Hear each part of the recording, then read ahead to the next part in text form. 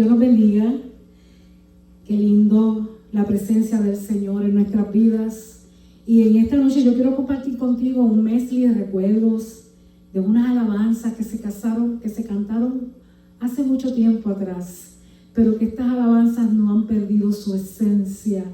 De niña las cantaba y hoy quiero cantarlas y que sea de beneficio para tu vida. Que Dios te bendiga.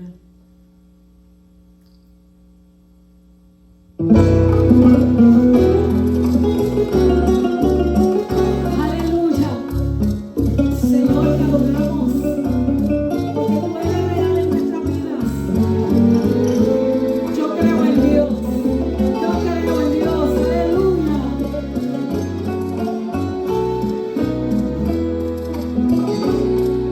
Yo creo en un Dios omnipotente, que todo lo que veo lo hizo Él. Y no hay nada en el mundo que se mueva sin su autoridad y su poder. Y no me importa que lo niegue este mundo y que el ateo ignore a mi Señor. Yo lo siento en mi vida cada día.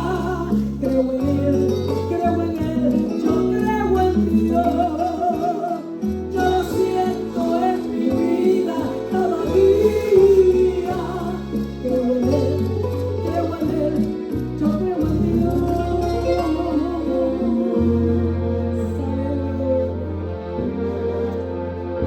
Oh, gloria al Señor. La vida es una flor, aleluya. Gloria a Cristo, aleluya. Te adoramos, mi Señor.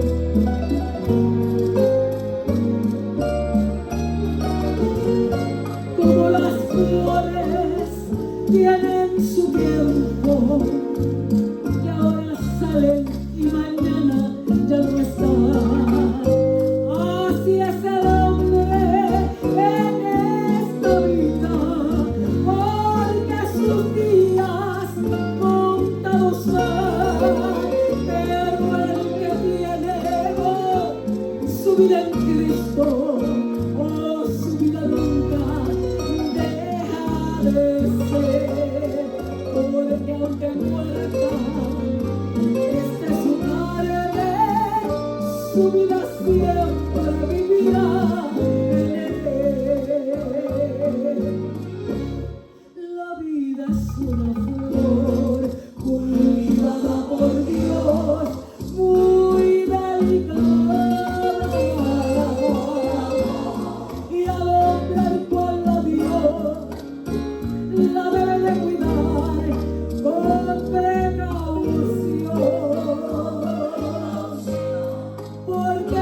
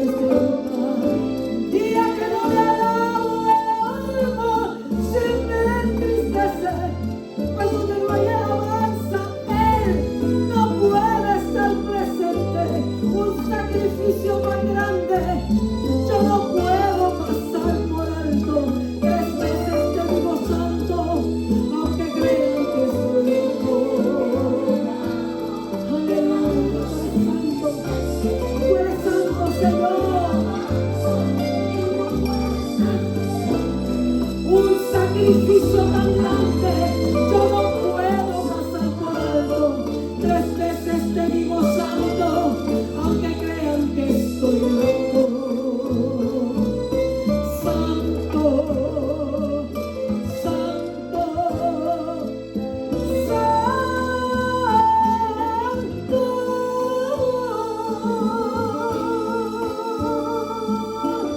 aleluya, gracias Señor.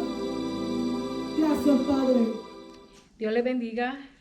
Adoramos al Señor en esta tarde. Y en esta tarde, pues, el tema a considerar es un poquito larguito, pero va en acorde con todo lo que vamos a hablar.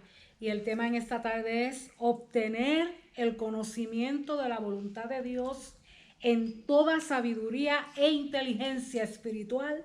Son claves para vivir una vida que agrade a Dios. La base bíblica se encuentra en la carta del apóstol Pablo a los Colosenses, capítulo 1, versículos del 9 al 14, y la palabra del Señor se lee así: por lo cual también nosotros, desde el día que lo oímos, no cesamos de orar por vosotros y pedir que seáis llenos del conocimiento de su voluntad en toda sabiduría e inteligencia espiritual, para que andéis como es digno del Señor, agradándole en todo, llevando fruto en toda buena obra y creciendo en el conocimiento de Dios, fortalecidos con todo poder, conforme a la potencia de su gloria, para toda paciencia y longanimidad, con gozo, dando gracias al Padre que nos hizo aptos para participar de la herencia de los santos en luz, el cual nos ha librado de la potestad de las tinieblas y trasladado al reino de su amado Hijo, en quien tenemos redención por su sangre, el perdón de pecados. La carta a los Colosenses fue escrita por el apóstol Pablo desde la prisión. Es una de las cartas de la prisión cuando se encontraba en Roma. En esta carta Pablo desenmascara la herejía que estaba introduciéndose en la iglesia de los Colosenses. Y herejía no es otra cosa que enseñanza contraria a la doctrina cristiana. El gnosticismo es una doctrina herética, una herejía que se desarrolló durante los primeros siglos del cristianismo y que pretendía a sus seguidores conseguir un conocimiento automático que usa más la intuición que el razonamiento. En los días de Pablo, estas ideas fueron atractivas para muchos y su preocupación era que tales enseñanzas podrían seducir a una iglesia que no conocía bien la doctrina de Cristo. Enseñanzas como estas todavía hoy amenazan la iglesia, tales como el modernismo, el positivismo, el existencialismo, entre otros. El antídoto para las ideas heréticas, para la herejía, es un conocimiento concienzudo de la palabra de Dios mediante el estudio personal y la enseñanza sana de la misma. Es importante que conozcamos la Escritura. Es importante. El gnosticismo enseñaba que el conocimiento secreto estaba escondido para la mayoría de los creyentes. Pablo, en cambio, manifestaba que Cristo nos provee todo el conocimiento que nosotros necesitamos.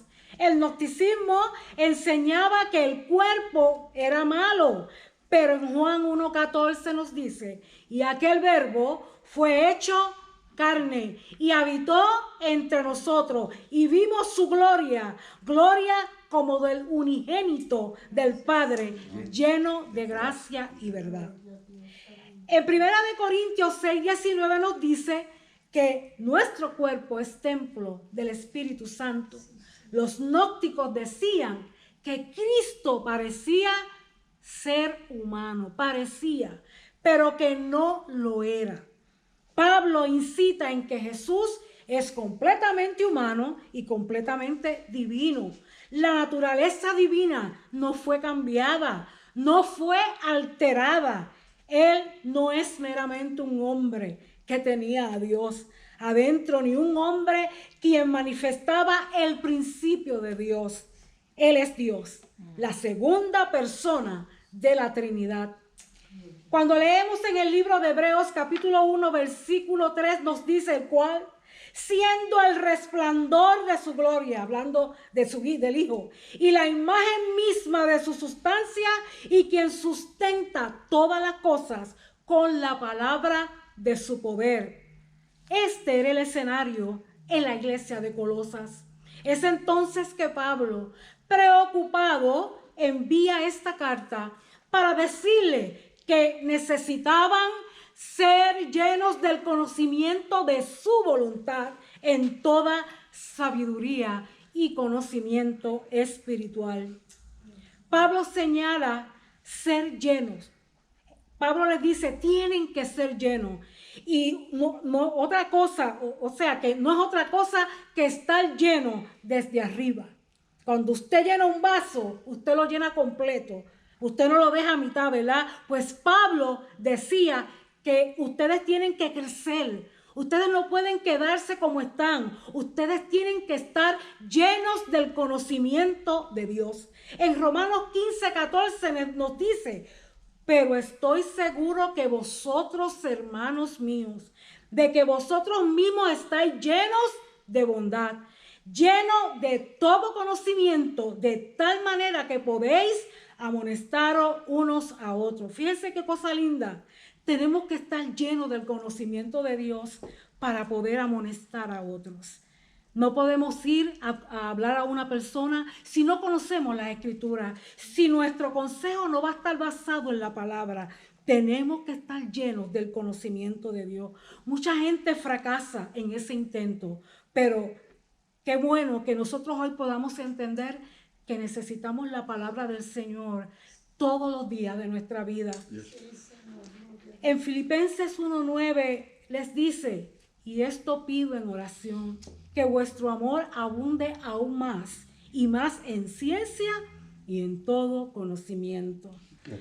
La vida cristiana no es una fe ciega, no depende de las experiencias emocionales.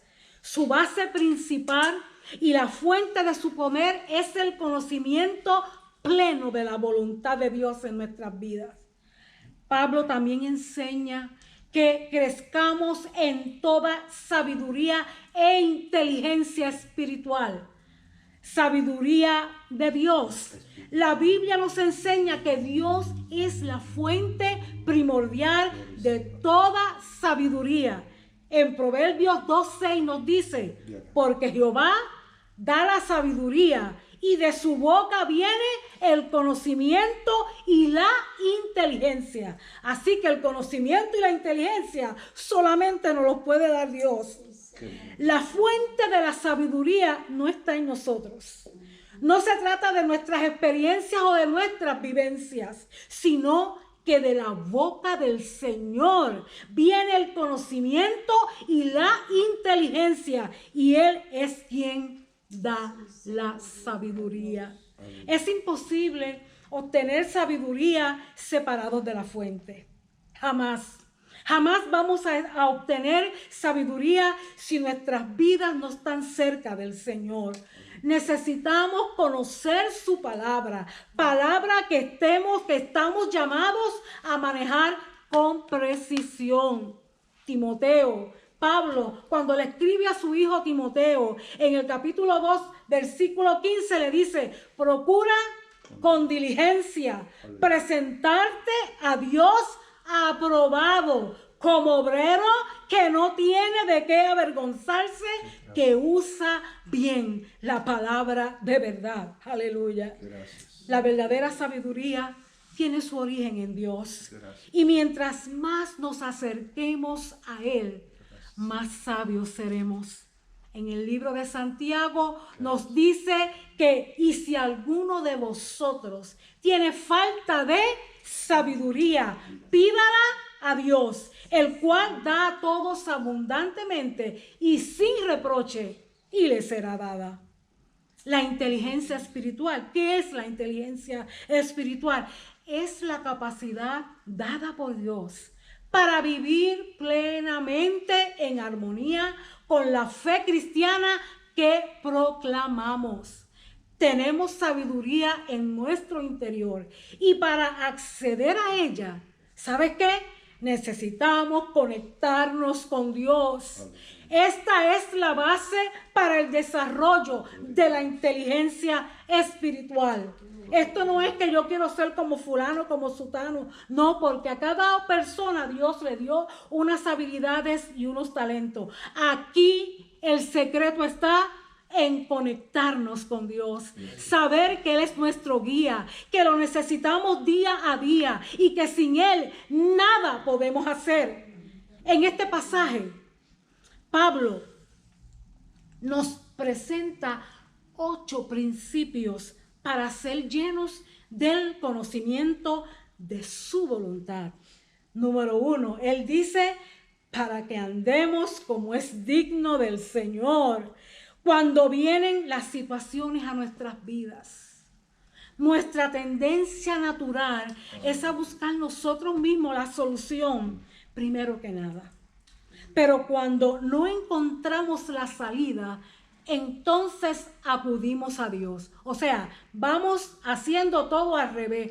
Yo tengo que buscar a Dios y Dios es el que va a solucionar todos mis problemas y todas mis situaciones. Dios quiere que evidenciemos en nuestra vida que Él vive en nosotros. Aleluya.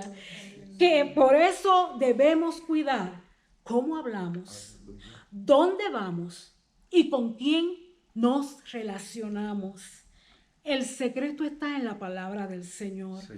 Yo no me puedo dejar llevar por todo lo que aparece en Facebook. Yo no puedo, yo me tengo que ir a la palabra.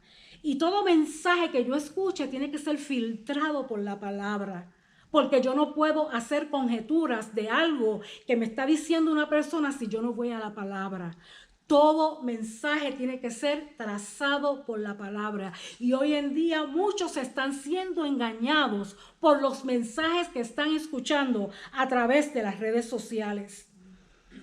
La Biblia dice en el Salmo 19:14, nos dice que sean gratos los dichos de mi boca y la meditación de mi corazón delante de ti, oh Jehová, roca mía y redentor mío.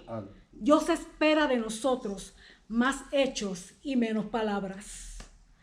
Porque muchas veces nuestros hechos desmienten lo que decimos. Que nuestras palabras estén en acorde con lo que hacemos. Tenemos que saber cómo hablamos. Dios hasta eso nos enseña. Dios nos enseña a cómo verbalizar. Dios nos enseña nosotros venimos del mundo, ¿verdad? Con una manera muy diferente de hablar.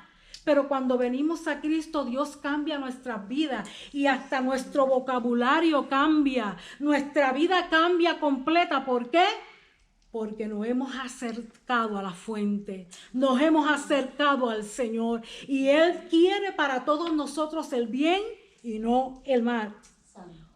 Otra cosa que nos enseña este pasaje es agradándole en todo. Debemos tener un sentimiento de querer agradar a Dios, así como un hijo quiere agradar a su padre aquí en la tierra. Gracias, Padre. ¿Cómo queremos agradar a la persona que amamos? ¿Cómo usted quiere agradar a la persona que usted ama? Usted le busca, ¿verdad?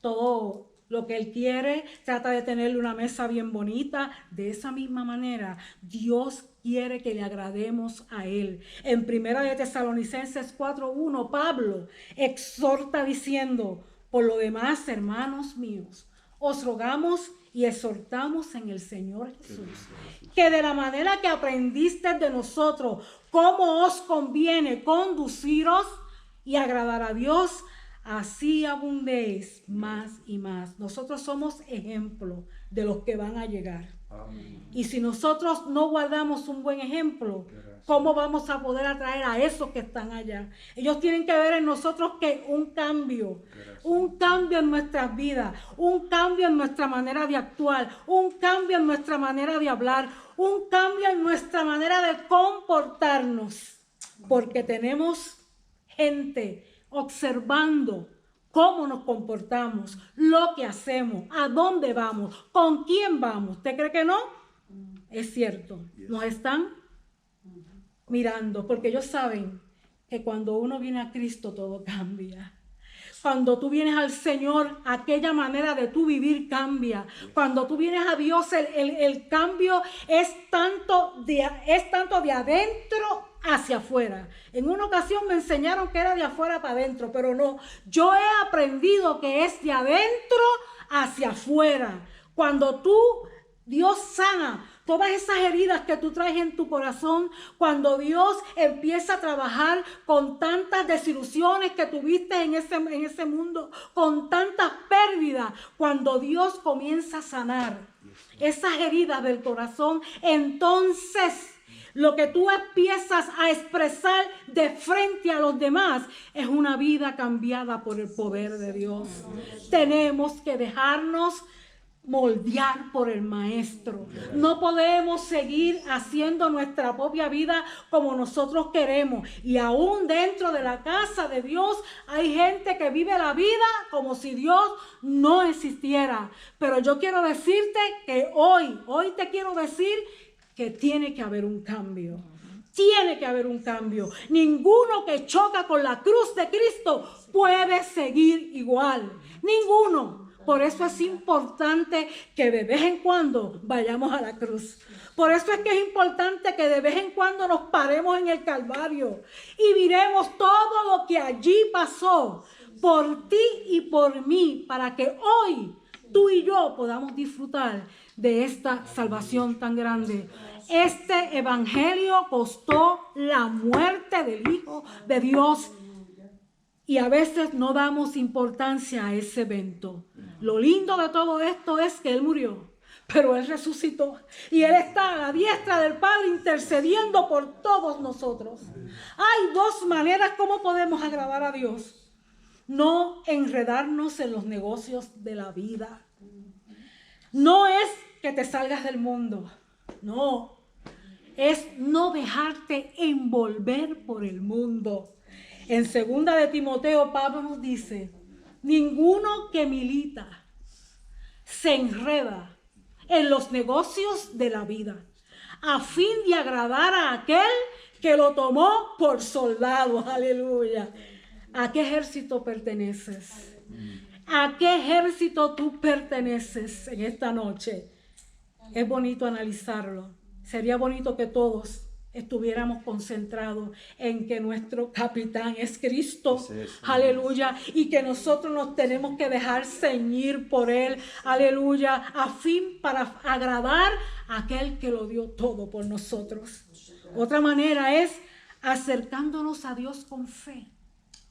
En Hebreos 11:6 nos dice: pero sin fe es imposible agradar a Dios, porque es necesario que el que se acerca a Dios crea que le hay y que es galardonador de los que le buscan. Otro principio importante es llevando fruto en toda buena obra. Cuando Jesús habla acerca de llevar fruto, al permanecer en Él, Él está hablando del fruto del Espíritu que se manifiesta en la vida de quienes andan en el Espíritu. El fruto del Espíritu solo puede surgir por permanecer en Jesús y caminar en el Espíritu. El permanecer en Jesús es un estilo de vida muy atractivo. Significa vivir de tal forma que siempre me encuentro con Él y vivo de acuerdo a su palabra, que me encuentro con Él por la mañana, que me encuentro con Él al mediodía, que me encuentro con Él por la tarde, por la noche y entre los horarios que podamos sacar para el Señor, todo el tiempo que en nuestra boca esté una alabanza. Señor, te alabo. Señor, gracias te doy. Gracias por lo que me has dado. Tenemos que vivir en una constante adoración, porque si usted no se acostumbra a adorar a Dios, para allá no va, porque allá todo va a ser alabanza. Santo, santo, santo, aleluya, gloria a Dios. Todos vamos a estar en una adoración constante. Aquí es el ensayo. Adore a Dios en la mañana, por la tarde, por la noche. Cuando venga al culto, olvídese de lo que lo pueda distraer. Venga con esa disposición. No, Señor, este rato es para ti. Este rato es para yo adorarte. Este rato es para que tú bendigas mi vida, Señor. Señor, yo quiero que tú me llenes. Cuando usted empieza a hablar de esa manera, mire, el enemigo, mire, se va, porque no encuentra lo que él quiere, que es distracción, distraernos para que no podamos ver lo que está pasando en la casa de Dios, lo que se está moviendo en la casa de Dios, que no es otra cosa que el Espíritu Santo en nuestras vidas. En Juan 15:7 nos dice: si permanecéis en mí, hablando Jesús, y mis palabras en vosotros. Es claro que permanecer en Jesús tiene que ver con sus palabras. Permanezcan. Es decir, que habiten y tengan poder en mi corazón y mi mente. Entonces, cuando las obedezco conforme al poder del Espíritu, entonces el fruto del Espíritu se deja ver en mi vida. Las virtudes de Jesús también serán manifestadas en mi vida. Otra parte importante en esta porción que leímos es creciendo en el conocimiento de Dios. En Efesios 3:18 al 19 nos dice: seáis plenamente capaces de comprender que todos los santos, cuál sea la anchura, la longitud, la profundidad y la altura, y de conocer el amor de Cristo que excede a todo conocimiento, para que seáis llenos de toda la plenitud de Dios. El amor de Dios es total, hasta los últimos rincones de nuestra existencia. Para que podamos conocer la plenitud de Dios, debemos conocer el amor de Dios en Cristo Jesús, expresado en estas 4 fases que acabamos de leer. Número 1, la anchura del amor de Dios continúa a través de toda la vida. El amor de Dios es infinito, abarca toda nuestra vida. Dios nos llamó desde antes que naciéramos. Ya Él nos había llamado. La profundidad del amor de Dios llega a lo más profundo del desaliento, de la desesperación y aún de la misma muerte. La altura del amor de Dios se eleva a la cumbre de nuestra adoración, de nuestra alabanza y de nuestro júbilo. ¿Cómo podemos llegar allá arriba, a donde a la altura de Dios, adorando al Señor, alabándole? No hay otra manera. Y sirviendo de la manera mejor que nosotros podamos, dar para que Dios nos tome en cuenta y diga: mira, allí está aquella, allí está mi hija, allí me está adorando, está pasando por pruebas, está pasando por situaciones difíciles, pero ella está allí adorándome, buscando mi rostro, la voy a bendecir. Y es ahí cuando tú no entiendes de dónde empieza a fluir la bendición de Dios a tu vida, porque le estás dando todo lo que tienes a Él. Y cuando tú das todo lo que tú tienes a Él, hay recompensa, hay recompensa. Otra frase que nos dice es que fortalecidos con todo poder. Dios espera que nos apoyemos en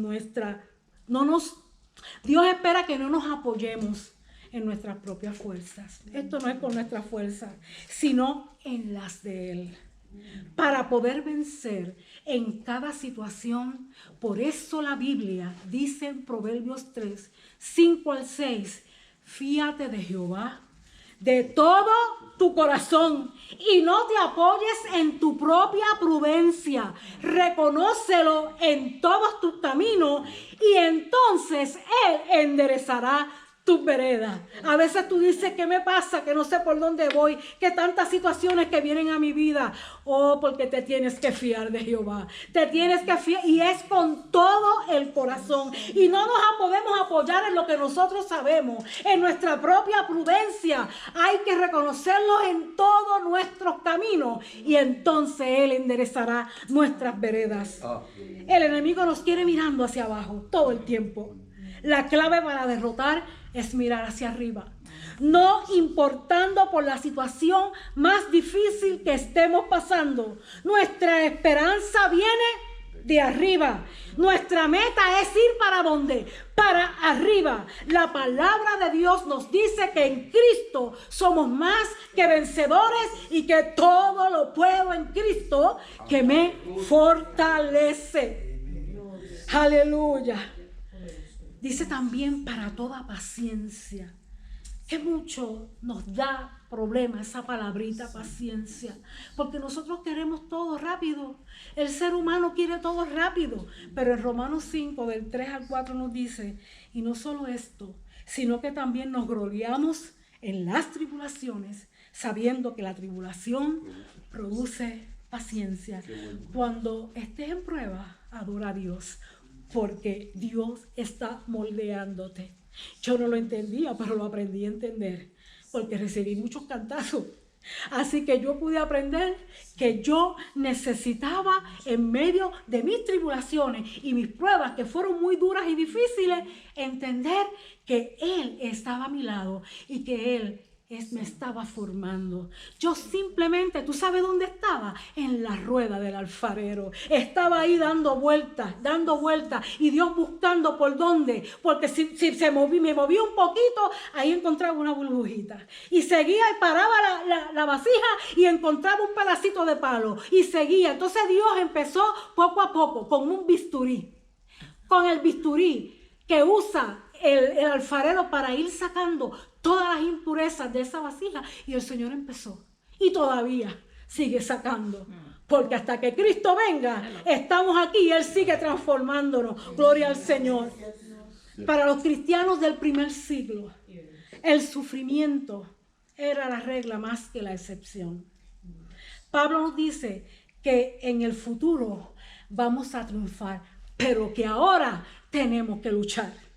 Esto significa que experimentaremos dificultades que nos ayudarán a crecer.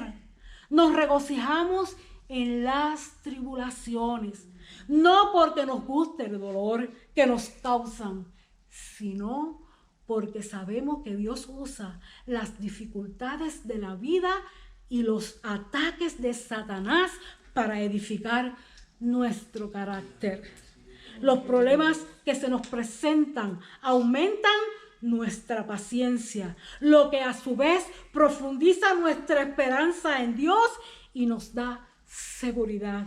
Nos da la seguridad que estamos en el camino correcto, que aunque estemos pasando por el momento más difícil, el dolor, la pérdida, Él está ahí y que Él no nos deja, que nos va tomando de la mano. Esto es como el que estaba en la playa, oye, y en todo momento cuando las cosas estaban bien, Él veía 2 huellas en la arena además de las de Él, y un momento dijo, le preguntó al Señor, Señor, ¿pero qué pasa? Cuando estoy bien, tú estás a mi lado, y cuando vienen las pruebas, yo solamente veo 2 pisadas.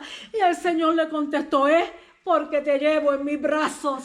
Solamente tenían que haber 2, porque Él en medio del dolor nos lleva en sus brazos. Aleluya. Los problemas que se nos presentan aumentan nuestra paciencia, lo que a su vez profundiza nuestra confianza en Dios. ¿Para qué? Para toda longanimidad. La longanimidad significa aquella persona de espíritu bondadoso que además posee la cualidad de tener paciencia ante las adversidades, sabiendo que llegará la solución. No te desesperes, la solución va a llegar. ¿Cuándo? No lo sabemos. El tiempo de Dios es perfecto. Pero yo te aseguro que Él ni llega tarde, ni llega temprano. Él llega en el justo momento. Y cuando Él llega, es el momento justo para Él empezar a trabajar en nuestra vida. Gloria al Señor. Posee sobre todo una gran limpieza de espíritu, en donde no cae el error de la mala fe, de las tentaciones y las malas obras cuando sus vidas tengan complicaciones. Dios ejerce en nosotros, aleluya, un máximo de longanimidad. Dios nos soporta. ¿Cómo que nos soporta? Nos aguanta, nos tiene paciencia. Estas tres cosas Él espera que nosotros las pongamos en práctica con los demás. Escucha bien. Dios nos soporta, nos aguanta, nos tiene paciencia. Él espera que nosotros las pongamos en práctica con los demás. Así que, así de lindo es esto. Con gozo, siempre dando gracias al Señor. Aleluya. En 1 Tesalonicenses 5, del 16 al 18 nos dice: estad siempre gozosos, orad sin cesar, dad gracias en todo, porque esta es la voluntad de Dios para con nosotros en Cristo Jesús. Dios quiere que vivamos una vida llena de gozo. El Señor nos dice en su palabra: el gozo de Jehová es vuestra fortaleza. A manera de conclusión, creo que si nos apoderamos de estos 8 principios, veremos una ascensión en nuestra vida espiritual. Porque no podemos seguir como estamos. Tiene que haber unos cambios. Porque cuando tú vienes a Cristo, Dios espera que tú cambies. Y Dios en ti va poniendo unas cosas hermosas. ¿Pero para qué es? Para que tú crezcas. No para que te quedes en el mismo lugar. El deseo de Dios es que crezcamos. Él quiere bendecir nuestras vidas.